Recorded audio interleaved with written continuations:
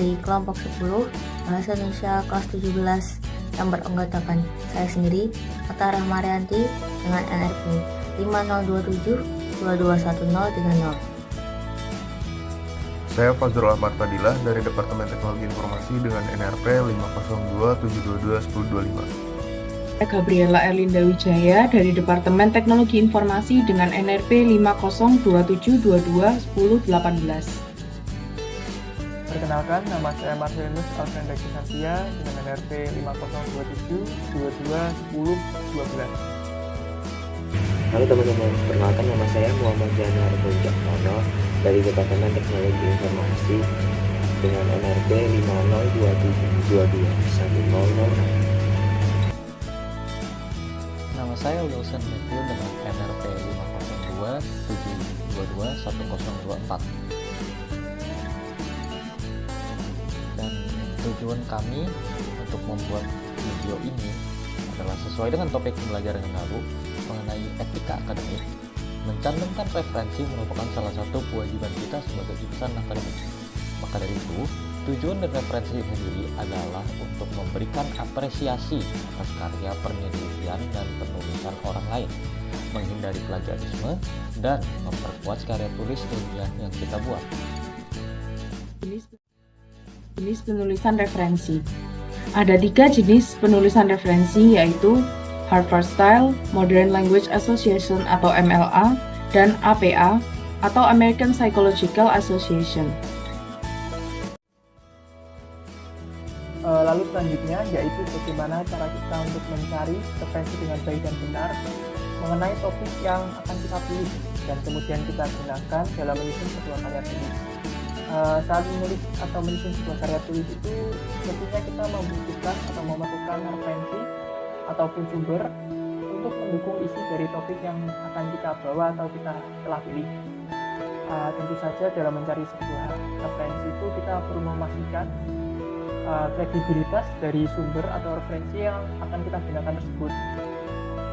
Berikut beberapa cara yang kelompok kami telah temukan dan kemudian diskusikan mengenai bagaimana cara kita untuk mencari referensi yang baik dan benar dan kemudian bisa kita gunakan untuk menyusun sebuah karya tulis.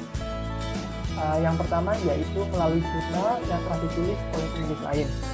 Kita bisa menggunakan baik itu isi dari jurnal secara langsung maupun referensi yang telah digunakan oleh penulis tersebut dalam menulis jurnalnya. Dari referensi tersebut itu kita bisa menelaah kembali, lalu kita ambil intinya, lalu kita masukkan ke dalam karya tulis kita. Jurnal dari penulis lain itu kita bisa temukan di berbagai tempat, baik secara online itu melalui website yang ada di internet, yang tentunya sudah dipastikan kredibilitasnya, maupun secara offline. Lalu yang kedua yaitu kita bisa menelaah isi dari buku-buku yang telah ditulis oleh para ahli. Kita bisa gunakan dasar teorinya atau hasil penelitiannya yang telah ditemukan oleh ahli tersebut dan macam-macam, dan kemudian kita masukkan ke dalam karya tulis kita. Buku-buku tersebut itu bisa kita dapatkan atau temukan di berbagai tempat ya, dan berbagai cara ya. Baik itu offline, kita bisa menemukan di perpustakaan kampus mungkin, atau perpustakaan kota, lalu toko buku. Lalu secara online itu kita bisa mencari di internet website-nya yang menyediakan buku-buku tersebut, atau kita bisa menyewa atau membeli dari website-website yang ada di internet. Lalu yang ketiga itu bertanya pada forum atau kelompok diskusi yang punya kaitan erat dengan topik yang akan kita bawa. Alasan sebuah referensi bisa disebut kredibel. Sebuah referensi itu bisa disebut kredibel, bukan? Nah, ini adalah beberapa contoh domain dari website yang kredibel. Dalam artian bisa terpercaya, cukup terpercaya untuk mendapatkan dan mencari referensi. Yang pertama di situ ada .org yang berarti domain tersebut milik sebuah organisasi. kedua ada ac. Sesuatu di belakang ini biasanya diisi dengan negara seperti kalau. Jadi AC itu adalah institusi akademik seperti di universitas. Kalau yang belakang itu adalah kode untuk negaranya. Misalkan .ac.id berarti itu sebuah instansi akademik di Indonesia. Kalau misalkan di Amerika ya berarti itu .ac.us. Yang ketiga ada .gov. Nah itu juga sama, titik-titiknya tentang negaranya. Gov itu berarti government dalam bahasa Inggris, artinya itu pemerintah, dan pemerintah negara tertentu. Kalau Indonesia itu pemerintahnya menggunakan yang keempat, itu ada .go.id, itu milik pemerintah Indonesia. Yang terakhir ada .com, ini domain yang paling umum, jadi harus hati-hati sekali kalau mengambil referensi dari website berdomain.com. Harus dipilih-pilih dengan benar, harus mencari apakah website ini terpercaya, dibuat oleh siapa, seperti itu. Kemudian ada contoh website di bawah, kita bisa lihat di situ ada kbbi.kemendikbud.go.id. Itu adalah website menuju KBBI daring milik pemerintah Indonesia. Itu di belakangnya terlihat seperti yang keempat, contohnya .go.id. Kemudian yang berikutnya contoh itu ada sciencedirect.com. Kelompok kami sudah melakukan menelusuri web ini dan menemukan bahwa web ini adalah web terpercaya yang berdomain.com, berisi jurnal dan buku penelitian, namun dalam bahasa Inggris. Seperti itu.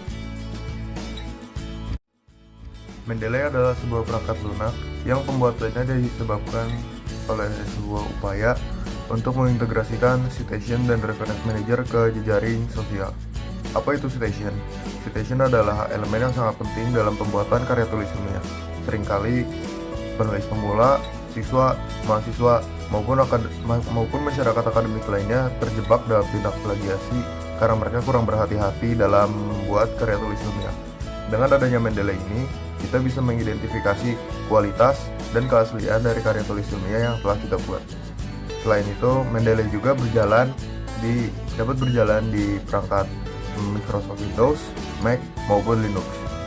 Mendeley juga bisa kita dapatkan dengan gratis, sehingga kita tidak perlu repot-repot mengeluarkan uang untuk membuat karya tulis ilmiah yang baik dan benar. Di sini saya akan menjelaskan bagaimana cara menginstal Mendeley pada laptop atau PC. Pertama-tama, buka Google Chrome, kemudian ketik Mendeley Desktop pada kolom pencarian. Klik tautan yang paling atas, nanti kita akan masuk ke dalam website Mendeley. Untuk mengunduh Mendeley, klik tombol download yang ada di bagian atas kanan. Jika tampilannya sudah seperti ini, klik tombol Download Now for Windows jika laptop atau PC yang digunakan menggunakan OS Windows. Jika sudah selesai mengunduh, cukup install aplikasinya seperti menginstal software lain pada laptop.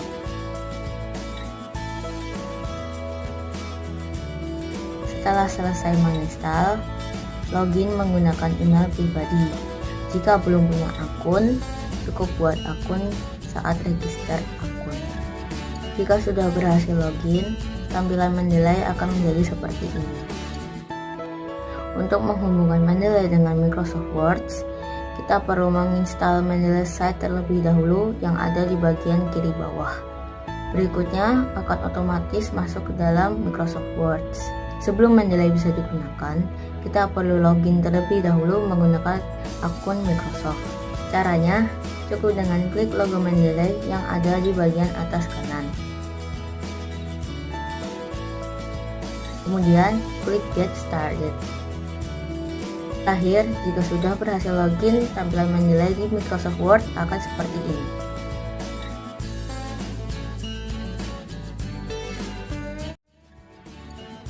Kali ini saya akan menjelaskan tentang bagaimana cara menggunakan Google Mendeley ke Word. Pertama-tama kita cari dulu referensi di Google Scholar. Kemudian kita cari dulu jurnal-jurnal sesuai dengan kebutuhan kita. Seperti saya mencari teknologi informasi. Ini banyak sekali jurnal-jurnal yang ada buat referensi kita. Kemudian ini kita download textbooknya terlebih dahulu, menangani dengan teknologi informasi. Setelah kita download, kita menuju ke Mendeley ini. Kita menuju library.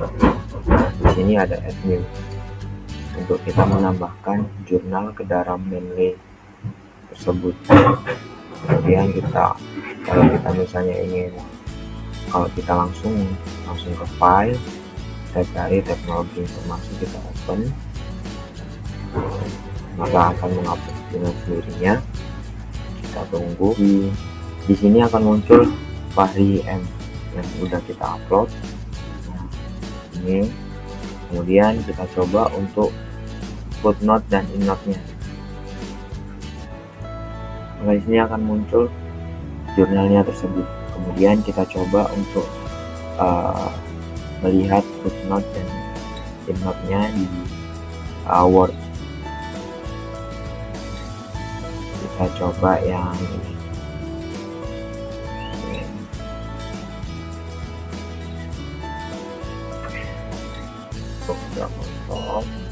Kemudian kita ke Word, kita masukkan, meskipun kita nggak paraphrase juga nggak apa-apa, karena kita cuma mencontohkan saja. Kita ganti dengan TNR 12.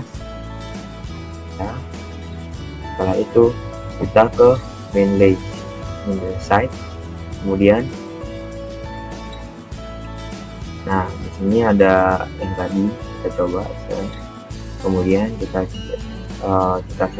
ya, kita lihat, kita pakai yang American ya.